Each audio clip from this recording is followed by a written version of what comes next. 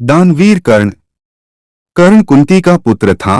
पांडु के साथ कुंती का विवाह होने से पहले ही इसका जन्म हो चुका था। लोकलज्जा के कारण उसने यह भेद किसी को नहीं बताया और चुपचाप एक पिटारी में रखकर उस शिशु को अश्व नाम की नदी में फेंक दिया था। इसके जन्म की कथा बड़ी विचित्र है। राजा कुंतीभोज ने कुंती को पाल पोस कर बड़ा किया था। राजा के यहाँ एक बार महर्षि दुर्वासा आए, कुंती से उनका बड़ा सत्कार किया और जब तक वे ठहरे उन्हीं की सेवा शुश्रूषा में रही। इसकी इस श्रद्धा भक्ति से प्रसन्न होकर महर्षि ने उसे वार दिया कि वह जिस देवता को मंत्र पढ़कर बुलाएगी वही आ जाएगा और उसको संतान भी प्रदान करेगा। कुंती ने नादानी के कारण महर्षि के वरदान की परीक्षा लेने के लिए सूर्य नारायण का आवाहन किया। उसी क्षण सूर्यदेव वहां आ गए। उन्हीं के सहवास के कारण कुंती के गर्भ से कर्ण का जन्म हुआ। जब पिटारी में रखकर इस शिशु को उसने फेंक दिया तो वह पिटारी बहती हुई आगे पहुंची। वहां अधिरथ ने कौतूहलवश उसे उठा लिया और खोलकर देख तो उसमें एक जीवित शिशु देखकर वह आश्चर्य करने लगा। अधिरथ उस शिशु की निरीह अवस्था पर करुणा करके उसे अपने घर ले आया और उसका पालन पोषण करने लगा।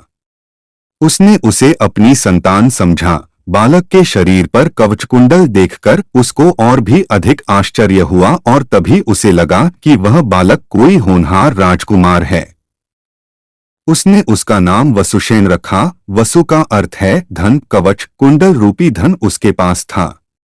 विधाता ने ही उसको इसे दिया था, इसलिए उसका नाम वसुसेन उचित ही था।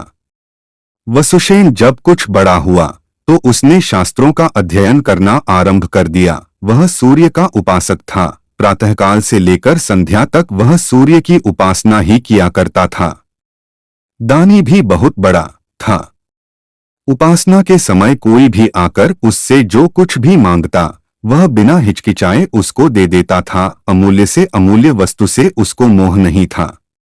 उसका गौरव तो दानवीर कहलाने में था और अपने कृत्यों से उसने वास्तव में यह सिद्ध भी कर दिया कि वह दानवीर था।